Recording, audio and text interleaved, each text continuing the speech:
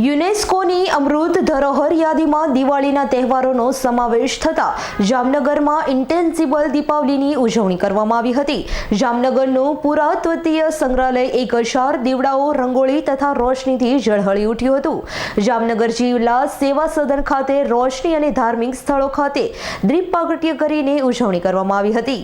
ભારતીય સંસ્કૃતિના સૌથી મોટા અને મહત્વપૂર્ણ પર્વ દિવાળીને વૈશ્વિક સ્તરે એક મોટી ઓળખ મળી છે।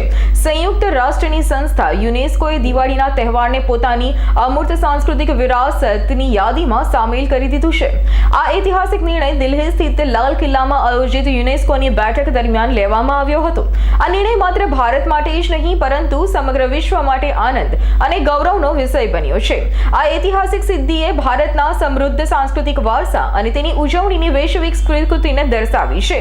આ સિદ્ધિને યાદગાર બનાવવા માટે જામનગર જિલ્લા કલેક્ટર કેતન ઠક્કરના માર્ગદર્શન હેઠળ જિલ્લા વહીવટી તંત્ર અને યુવા રમતગમત અને સાંસ્કૃતિક પ્રવૃત્તિઓનો વિભાગ દ્વારા જામનગરના પુરાતત્વીય સંગ્રહાલય ખાતે 1000 દીવડાઓ પ્રજ્વલિત કરવામાં આવ્યા હતા। તેમજ રંગોળીઓ અને રોશનીના શણગારથી સમગ્ર લાખોટા તળાવ ઝળહળી ઉઠ્યું હતું। આ ઉપરાંત જિલ્લા સેવા સદન અને 7 રસ્તા સર્કલ ખાતે પણ રંગબેરંગી રોશનીનો શણગાર આકર્ષણનું કેન્દ્ર બન્યા હતા।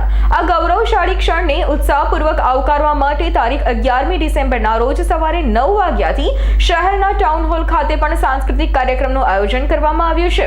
ઉલ્લેખનીય છે કે માનનીય વડાપ્રધાન નરેન્દ્રભાઈ મોદીના નેતૃત્વ હેઠળ ભારત સરકારે હંમેશા ભારતના સાંસ્કૃતિક વારસાને વૈશ્વિક ઓળખ અપાવવા માટે સાર્થક અને સતત પ્રયાસો કર્યા છે।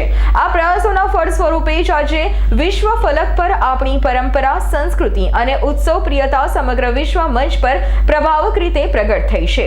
દિવાળીનો યુનેસ્કોની અમૃત સાંસ્કૃતિક વારસાની સૂચિમાં સમાવેશ એ માત્ર એક સિદ્ધિ નહીં પરંતુ ભારતીય સંસ્કૃતિની વૈશ્વિક સંસ્કૃતિની મહોર છે।